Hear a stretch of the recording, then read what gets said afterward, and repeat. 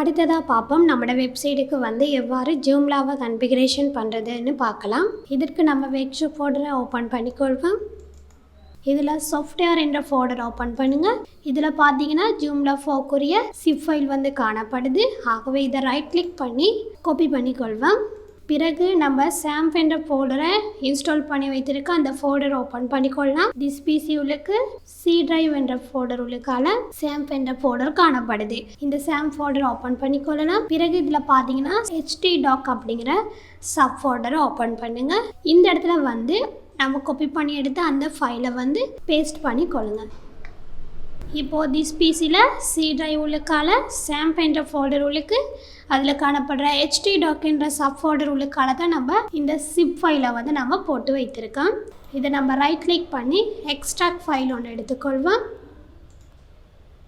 இப்போ பார்த்தீங்கன்னா இது நார்மல் ஃபோல்டராக க்ரியேட் ஆகியிருக்குது. இதை நம்ம ரீநேம் பண்ணிக்கொள்வோம். நம்ம செய்ய போகிற வெப்சைட்டை நேம் என்னென்னா ஸ்ரீலங்கா. ஆகவே ரைட் கிளிக் பண்ணி ரீநேம் பண்ணுவோம் ஸ்ரீலங்கா. இதை ரீநேம் பண்ணும்போது கேபிட்டல் எழுத்தில் இருக்கக்கூடாது. அதுக்கப்புறம் இதில் வந்து ஸ்பேஸ் வைக்கக்கூடாது. இவ்வாறு தான் ரீநேம் பண்ணணும். பண்ணிவிட்டு நம்ம என்டர் பண்ணிக்கொள்வோம். பிறகு நீங்கள் பயன்படுத்தக்கூடிய ஒரு வெப் ப்ரௌசரை ஓப்பன் பண்ணிக்கொள்ளுங்க. அதாவது ஃபயர்பாக்ஸாக இருக்கலாம், குரோமாக இருக்கலாம். நீங்கள் பயன்படுத்தக்கூடிய ஒரு வெப் ப்ரௌசரை ஓப்பன் பண்ணுங்கள். நம்மளுக்கு வந்து இந்த வெப்சைட்டை செய்கிறதுக்கு குரோம் என்ற வெப் ப்ரௌசரை பயன்படுத்துவது இலகுவானது. அதில் எந்த ஒரு பிரச்சனைகளும் வராது. ஆகவே குரோமை நம்ம ஓப்பன் பண்ணிக்கொள்வோம். இந்த இடத்துல அட்ரஸ் பாரில் வந்து localhostனு டைப் பண்ணுங்கள். /ஸ்ரீலங்கா அப்படின்னு டைப் பண்ணுங்கள். நம்ம எந்த பெயரில் வெப்சைட்டை செய்கிறோமோ அந்த பெயரை ஹெடிங்கை வந்து இந்த இடத்துல சரியாக கொடுத்துக்கொள்ளணும். ஆகவே localhost /ஸ்ரீலங்கா என்று கொடுத்துக்கொள்ளுங்க. கண்டிப்பாக இந்த இடத்துல சாம் கண்ட்ரோல் பேனலில் அப்பாச்சி அண்ட் MySQL ஸ்டார்ட் ஆகியா இருக்குது அப்படிங்கிறதையும் பார்த்துக்கொள்ளுங்க. பிறகு இதை என்டர் பண்ணிக்கொள்வோம். முதலாவதாக ஜூம்லா இன்ஸ்டாலர் அப்படிங்கிற விண்டோ ஓப்பன் ஆகியிருக்கு. இதில் செலக்ட் லாங்குவேஜ் வந்து இங்கிலீஷ் யுனைடெட் ஸ்டேட்டஸ் அப்படிங்கிறது. பிறகு சைட் நேமை வந்து இந்த இதில் கொடுத்துக்கொள்வோம். சைட் நேமாக இந்த இதில் நம்ம கொடுக்குறது வந்து ஸ்ரீலங்கா. பிறகு செட்டப் login டேட்டா பட்டனை கிளிக் பண்ணுங்கள். ரெண்டாவது login டேட்டாங்கிற விண்டோ ஓப்பன் ஆகியிருக்கு. இதில் சூப்பர் யூஸராக நம்ம கொடுப்போம் admin அப்படின்ட்டு.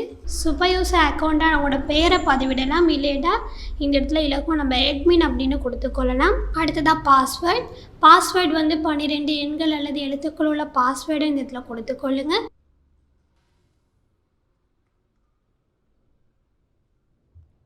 ஞாபகம் வைத்துக்கொள்ளக்கூடிய பாஸ்வேர்டாக இதை நீங்கள் எழுதியும் வச்சுக்கொள்ளலாம். பிறகு ஒரு மெயில் அட்ரஸை கொடுத்துக்கொள்ளுங்க. உங்களோட மெயில் அட்ரஸை கொடுக்கலாம். இப்போதைக்கு ஒரு மெயில் அட்ரஸை நம்ம கொடுத்துக்கொள்வோம். அதுக்கப்புறம் செட்டப் டேட்டாபேஸ் கனெக்ஷன் அப்படிங்கிற பட்டனை கிளிக் பண்ணுங்கள். அடுத்து பார்த்தீங்கன்னா டேட்டாபேஸ் கன்ஃபிகரேஷன் அப்படிங்கிற விண்டோ ஓப்பன் ஆகியிருக்கு.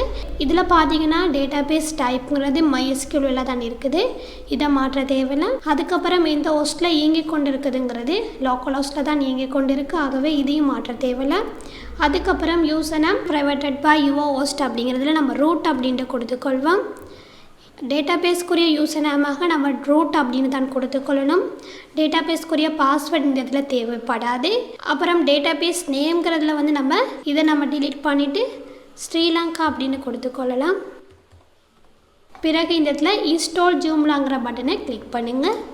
இப்போ நம்மளோட கம்ப்யூட்டருக்கு வந்து ஜூம்லா வந்து இன்ஸ்டால் ஆகி கொண்டிருக்கு. இப்போ பார்த்தீங்கன்னா ஜூம்லா வந்து நம்மளோட கணினியில் வந்து இன்ஸ்டால் ஆகிவிட்டது. இதில் பார்த்தீங்கன்னா ஓப்பன் சைட், ஓப்பன் அட்மினிஸ்ட்ரேட்டர் இரண்டு ஆப்ஷன்ஸ் இருக்குது. இதில் நம்ம ஓப்பன் சைடை கிளிக் பண்ணாமேட்டா நேரடியாக நம்ம வெப்சைட்டை ஃப்ரண்ட் எண்டை ஓப்பன் பண்ணிக்கொள்ளலாம். ஓப்பன் அட்மினிஸ்ட்ரேட்டர் என்பது நம்மளோட வெப்சைட்டை பேக் எண்டை ஓப்பன் பண்ணிக்கொள்ளலாம். ஆகவே நான் இந்த இடத்துல ஓப்பன் அட்மினிஸ்ட்ரேட்டருங்கிற பட்டனை கிளிக் பண்ணுறேன்.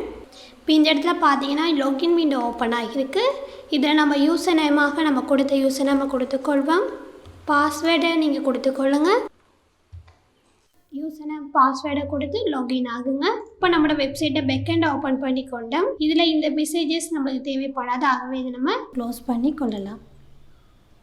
இது வந்து நம்ம செய்ய போகிற வெப்சைட்டை ஹெடிங்கை வந்து இந்த இடத்துல லிங்காக அமைஞ்சிருக்கும். நீங்கள் என்ன வெப்சைட் செய்கிறீங்களோ அந்த வெப்சைட்டை ஹெடிங் வந்து இந்த இடத்துல லிங்காக அமைஞ்சிருக்கும். இது மூலமாக நம்மளோட வெப்சைட்டை ஃப்ரண்ட் எண்டை ஓப்பன் பண்ணி கொள்ளலாம். ஆகவே இது வந்து நம்மளோட ஃப்ரண்ட் எண்டாக இருக்குது. இது வந்து வெப்சைட்டை பேக்கெண்டாக காணப்படுது. இந்த ஸ்டெப்பை ஃபாலோ பண்ணி தான் நம்ம வெப்சைட்டை ஓப்பன் பண்ணிக்கொள்ளக்கூடியதாக இருக்கும்.